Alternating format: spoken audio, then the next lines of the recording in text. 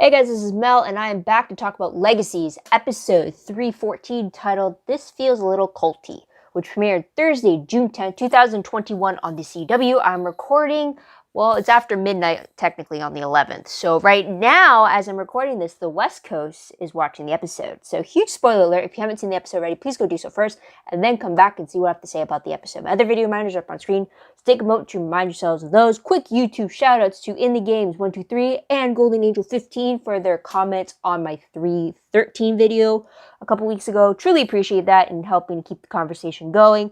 I love it. And also just thank you to anybody else who did watch the video and keeps coming back to just hear me talk about my thoughts on it. It really means a lot. It definitely is a way for me to vent out what I'm thinking, how I'm feeling about it, and otherwise it just gets stuck in my brain and I can't think about anything else. So once I say it, it's kind of like therapeutic to let it go a little bit. So thank you for coming along the ride with me. So I'm gonna try to do this in 20 minutes, but let's get started. First off with the episode quote, this feels a little culty. It was said by Hope to Lizzie, I think specifically, but Josie was still in the vicinities to hear it, so there's that. Timeline-wise, I'm thinking it's been 3 days since the event of 313, mainly because, one, MG has skipped 3 days of school since he compelled Ethan at the end of 313. Hope's breakup with Landon is still very fresh, rightfully so. And, another timeline thing, nothing specific of like how long it's been since 313, but in this episode, Alark did state that it's been a couple weeks since he first told MG to compel Ethan at the end of 309, though we do know he actually does do it at the end of 313, but it's still a few weeks between the 9th episode and this episode. So that's a little bit of a timeline stuff there. A huge episode reminder, I guess the fact that it says culty in the title will definitely help me to remember the witch retreat cult activity we had to deal with in this episode. Featured creature, though, for this was a Wendigo, which is definitely out of left field. You wouldn't even know it from the promo because you would think it's just going to be solely focused on witch business, but they actually threw in a Malavar monster in there as well. So with the Wendigo that we saw, it looked more creature than like half human, humanoid class creature. He had huge horns. He definitely had blue, very blue glowing eyes and rib cage area. You definitely kill it by melting its heart. Wendigo is definitely not a new thing for me. I've had Wendigos pop, I guess, the one episode. Wait, Supernatural, did the Wendigo only really show up in the one episode? Anyway, it's always talked about on Supernatural, that's for sure, the Wendigo. Plus, the Wendigo came up with in the original Charm series back in season 1 with Piper. The only thing different about this Wendigo is the fact that we didn't see it having any infectious claw marks, because in Supernatural, in Charm, the Wendigo, if it scratches its victims, they become a Wendigo. In Supernatural, the Wendigo is created when a human turns to cannibalism, I believe, if I remember correctly. In this one, we see someone get injured, but we don't see them having any after effects from being scratched from a Wendigo. We do see a dead body of a Wendigo, and they don't turn into one. So it's a little bit slightly different, but it's more creature than like half human kind of a thing. But let's go into episode breakdown. So 3 different storylines, and they're actually very separate from each other, which I think is a first, because I think for a while we did have storylines they always came together at some point, but these 3 are completely different ones. First one being Witch Retreat Cult, second playing for the new Alpha, and the third one Ripper or Rescuer. So with the first storyline, this one deals with Hope, Josie, and Lizzie going up against Andy, who is this leader of the cult who happens to be pretty much drugging all of the witches in this psychedelic thing, all preparing them to be more complacent to do this summoning ritual. And she's forced to do so due to her deal with Triad. In the end, a human sacrifice is supposed to happen to allow for this thing to be summoned, which we'll be talking about later. Second storyline with playing for the new Alpha. So Finch is new at the boarding school. She's in the wolf pack, but as the newest leader, she's kind of stuck doing a lot of the grunt work. So, thinking it's not fair, she challenges Jed for the Alpha position, thinking that if she's in the head spot, then she can change how things are done. But when she challenges him, she can't back out. So even though Jed refuses to physically fight her to the death because he refuses to fight a woman, she instead brings up the fact that, okay, how about a pool game? It's just any type of challenge. He accepts, and she's actually really good at it, to the point that like he literally has no chance of winning, but she throws the game so that he would remain as alpha because she notices how much being alpha really means to him. So she lets him have it. But they both agree that a leader shouldn't be decided on whether or not they could beat somebody in a challenge, whether it's like in a physical fight or whether it's in a game of pool. It should be someone who has leadership qualities to do so. So they both came to that understanding. We don't know where that's going to come from there, but as of that moment, Jed is still alpha. Now, the third storyline has Alaric, Dorian. Well, first off, Dorian is trying to figure out where MG is because he's been skipping school. So Alaric had a locator spell done by one of the students, and together they go to Grove Hill where the spell took them. But Dorian has been keeping a lookout for missing persons,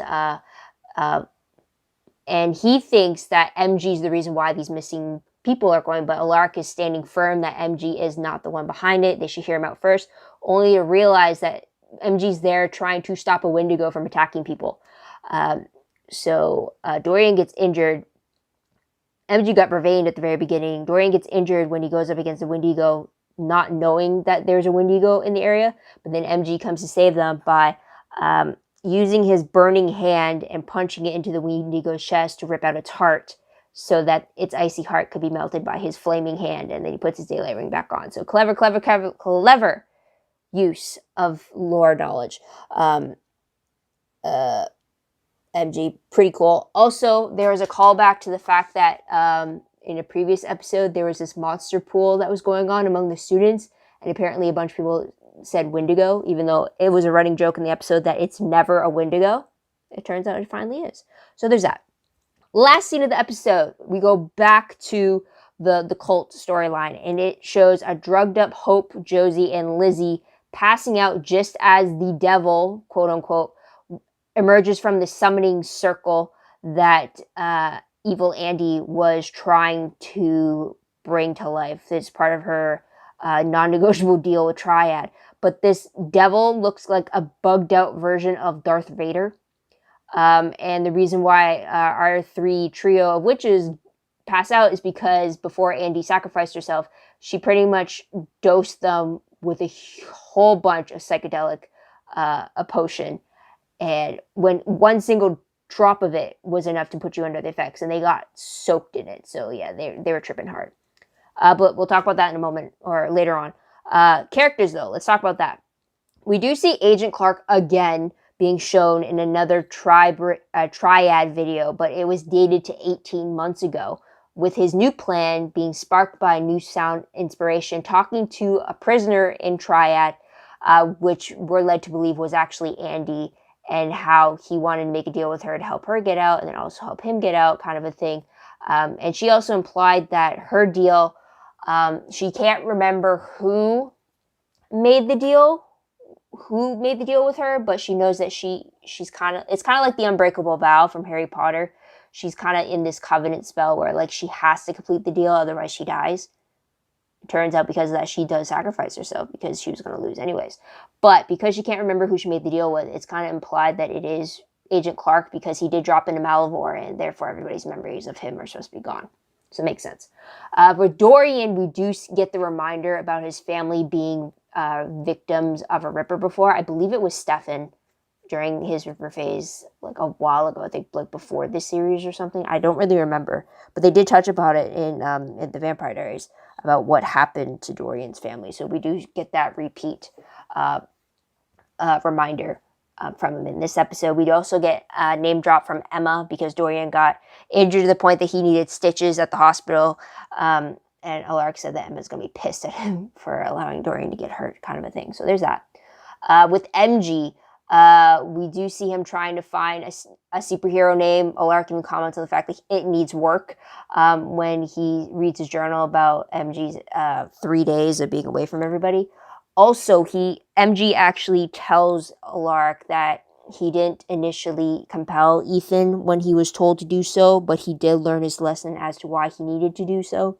And then Alaric invited MG back to the school, which kind of jump-started my memory of the fact that he left the school initially, and then he went to the high school as a favor to Alaric, and then when he was done going there and serving his purpose, he wasn't going to go back to the school. I thought he would go back to the boarding school, but I forgot he left for a reason. So Alaric invites him back. And they both agree that MG doesn't just want to go to school, he also wants to still help people and be a quote-unquote hero like he was trying to do. And Alaric seemed to be on the same page and wanting to help him out do that. So that's something there. Tidbit-wise, though, I was so excited to see this because we saw the students in drama class covering Romeo and Juliet, yes, with Wade, Josie, Finch, and Hope being there. But what really excited me, the fact is that we got a teacher being present. The drama teacher was actually there. You know how I've been saying for all these episodes, like, where are these teachers? Where are these teachers? The only adult we see is Alaric at the boarding school. So now we finally got the drama teacher, which is Mr. Stringthorpe. So I hope we see him again a lot more. Because, like you do, I want to know who the teachers are. So I was really glad that we got to see one. Also, again, I've been saying this before, it's something I kind of feared, but Ethan was only shown in one scene again in this episode, and that is when Dorian was asking him if he's heard of MG in the last 3 days. But Ethan not knowing and stating that he's not friends with MG confirms that he actually was compelled by MG in 313 instead of like him being unrefined and like just hiding it kind of a thing. So there's that. But now that he doesn't know about the supernatural secret, I do fear that he's just going to get one scene an episode, which kind of, it's like you're wasting your series regular like that. It's like pretty sure he signed on to be more than just a scene an episode kind of a thing. So I hope he gets more scenes because like Ethan deserves more than that. But I want him to go at the school somehow. Like I want to be involved a little bit more, or I want him to regain his friendship with MG. But I get why he took it away. Anyways, that's just that. Also, we don't get Landon. We don't get Cleo. We don't get Caleb. And Gabby has been absent since the first episode she got, except for that first episode she got introduced, and then we haven't seen her since. So those those four other students known at the boarding school are absent in this episode. We do get a new one, though. I think he was Brutus. Let me double check. Photo. Is it him? I think it's Brutus, because that's the only name I don't. Yeah, and he's the newest member of the Wolfpack before Finch arrived, I think. And he was kind of acting as if like he was like Jed's assistant, holding the pack book, which is another thing too. There's this old small little book that held all the werewolf pack rules in it, and he was like going through it, thumbing through it to make sure like what are the protocols for alphas and stuff like that. So that's something there. But let's move on to the most shocking moment of the episode. First one, like I said before about the Wendigo, it's not the first time I've heard of it, and I'm kind of used to like specific transformations of it. So I was kind of surprised there wasn't one in this episode. And then otherwise, another shocking weird moment was just the fact that we had Lizzie, Josie, and Hope dressed up as fluffy pandas, which was because they were high on that psychedelic drug that Andy threw at them. So it was like, I was shocked that it was going to go that far into trippy. But anyways, there's that.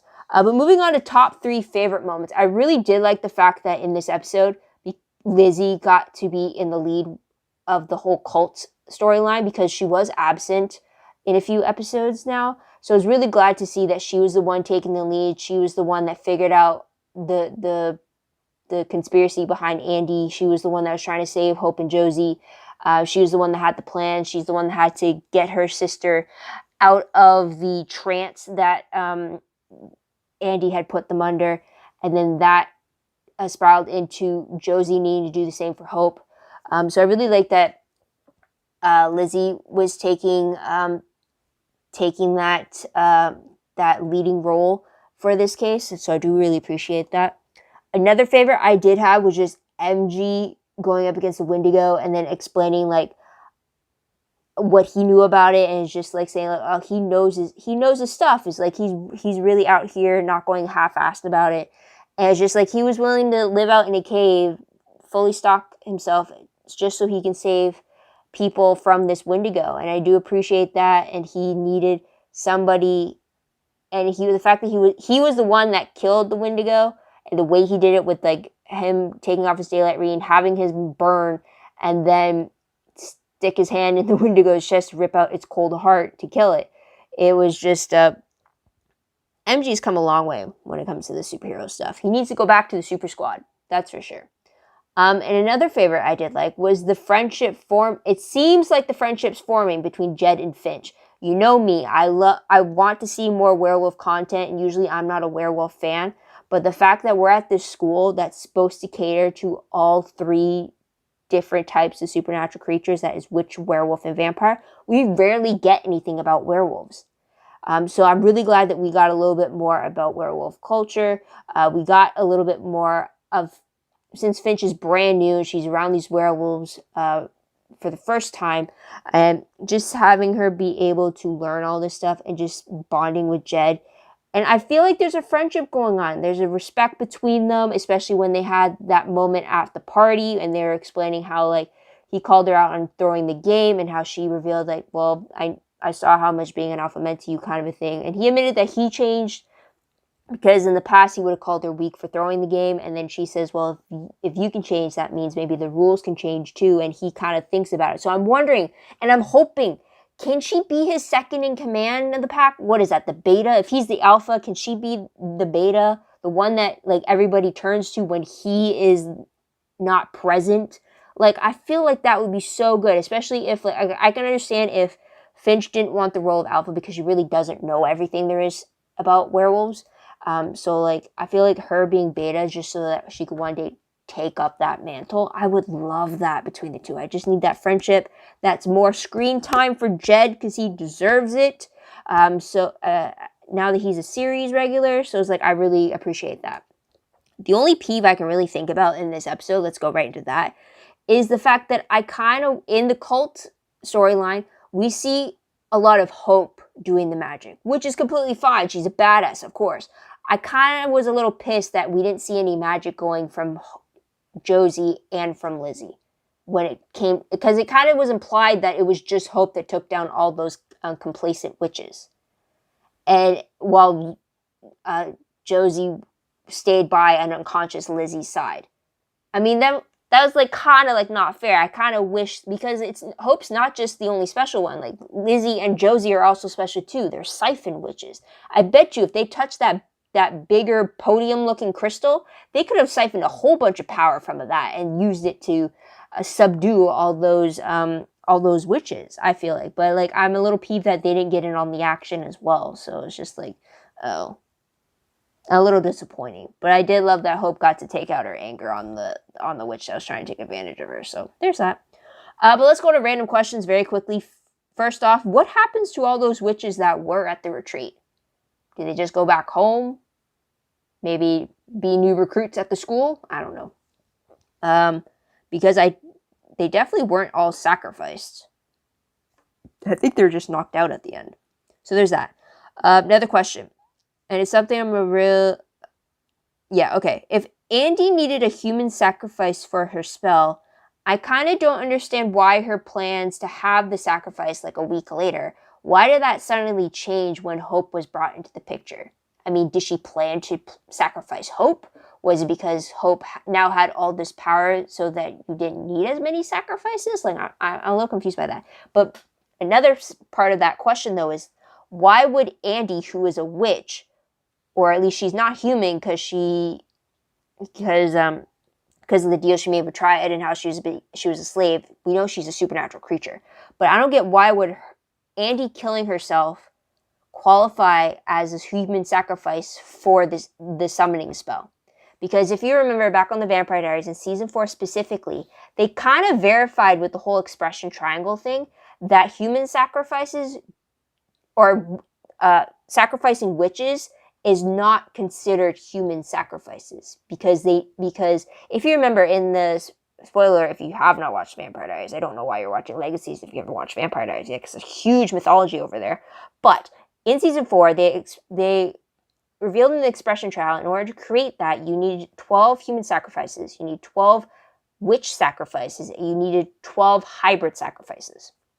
So if they specifically had to go out of their way, because otherwise, if sacrificing a witch is the same thing as sacrificing a human, then technically the human sacrifice and the witch sacrifice could have just counted as the same thing. So you would only have to sacrifice 24 hybrids and 24 other humans/witches to, or I guess witches in this case, to complete the 36 sacrifices you would need. But they don't. You would need 12 human souls with no magical connection, 12 witches with magical connections, and 12 hybrids. 36 souls in an expression triangle to work. So I'm kind of confused that if Andy was a witch, why does her sacrifice qualify as a human sacrifice if she's technically not human, because she is a supernatural being? That's what I don't get. Because in this, I can understand, like, if Legacies was just its own standalone show, I could understand, like, how that logic would work and how they were saying, like, oh, I guess she counts as one. But no, I'm going off of Vampire Diaries, which is part of the same universe. And they were very distinct about that expression triangle and how you needed 12 humans, you needed 12 witches, you needed 12 hybrids. Instead of just saying, like, oh, you needed 12 witches to cover the human and the witch component, and then 12 hybrids. It's like, that would have saved 12 lives, but they don't. So I'm kind of wondering if that's me just overthinking it, or if I do have, like, a legit, like, is this a legit, like, continuity issue that they have? Because you know me, I hate it when timelines, theories, mythologies in the show itself, I hate when they're not consistent with each other, because that's the whole purpose as writers. You're supposed to make sure that what you write is consistent with what you write. Otherwise, you get fans like me are just pissed off that you can't even keep track of your own writing.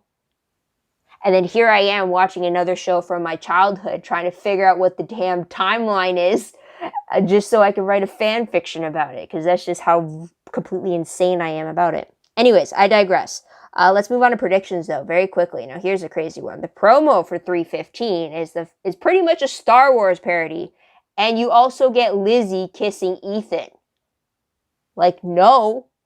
Ethan and Hope, people. Ethan and Hope. But anyways, there's that. But the synopsis, though, for the episode reads, stuck in a hallucination, Hope, Josie, and Lizzie are forced to find their way out of a sci-fi nightmare, which I guess is the whole Star Wars thing. Elsewhere, Alaric sends MG, Caleb, and Jed on a team-building mission.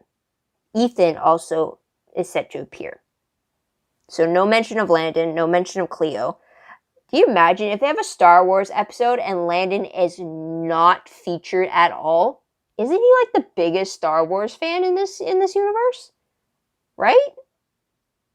That would be wrong. Like, if there's a Star Wars parody, I'd expect the biggest fan in the series would want to be a part of it. Right? So, there's that. So that's going to be interesting. Although on other news, though, guys, I didn't even realize this, though, but we're actually only getting 16 episodes this season. So this upcoming Star Wars parody is the second to last episode of the season. I mean, originally, before the pandemic hit, we were supposed to get 20 episodes. No, before the pandemic was an issue, season 13 was supposed to get 16 episodes. But then when the pandemic hit and we lost those 4 episodes from season 2, they pushed them to season 3. So we were going to get 20 episodes. That would have been the 4 that were originally meant for season 2, and then the original 16 meant for season 3. But they're now taking away those 4. So now we're back to 16, where 4 of those episodes were from originally season 2, and now 12 of them are the original season 3. So now we're getting less of what we were meant to get for season 3. Which I'm kind of bummed about, because either A, they're going to have to squeeze in a lot more, or B, we're going to have that whole big cliffhanger kind of thing that we had to deal with in season 2, where the next 4 episodes, the first 4 episodes of season 4 might be tied into whatever is going on with season 3, which I kind of hope is not the case, but then I don't know how they're going to wrap things up the way they've set things up. in the next 2 episodes. Like, I don't know. I kind of wish they didn't get rid of those 4 episodes, but then I can understand because production is getting delayed and all that. I'm just ready for the world to get back on track without any of this COVID delays and stuff. But anyways, that's just me. Otherwise, what did you guys think of this episode? What did you guys like about it? What do you think will happen next? Let me know in the comments down below. I'd love to hear your thoughts, theories, and opinions about what you think will happen next. Also, don't forget to like this video, subscribe to my channel, check my other videos if you haven't done so already. Click that notification bell if you want the alert of when I update next, because I don't do it consistently. But you can know when it comes to Legacies, I will post before, either by the weekend or before the next episode airs. That I can guarantee you for Legacies, because that's the one I really want to get out before any other spoilers for the newest episodes could influence me. But otherwise, check out my Tumblr page. Link for that is down below. Read blog, promos, web clips, quotes, gifs, synopses, news, all that good stuff. All found in one place. Go check that out. A little behind, but everything you can find there is connected there somehow. Otherwise, WordPress, link for that is down below. Anything I post online is connected to WordPress. A little more organized, a little more detailed, but still a work in progress as well. Like I said, I've been kind of stuck watching an old series I watched 10 years ago. 10 years ago when I was really into writing the fan fiction and really breaking down narratives and of shows and timelines and stuff. I got really into doing it for this one show, but I never finished it. So now I've revisited the fandom again. It's hey, why don't I do this now? So I'm almost done with that. That's kind of where my time has been going. Also kind of why you're getting this delayed recording. But I'm going to get back to that now. But otherwise, guys, I hope you come back next week to see what to say about the next episode. I hope you guys stay safe wherever you are in the world. Please wear a mask. And if you are already vaccinated, whether it's partially or fully, please still wear the mask until everybody is safely able to be vaccinated. We're almost there, guys. We're so close to not needing them anymore, those masks. But yeah, we don't want another wave, so just keep it up. But yeah, guys, so take care. And in the meantime, check out my other videos. In the meantime, and yeah, we'll chat later. Bye for now.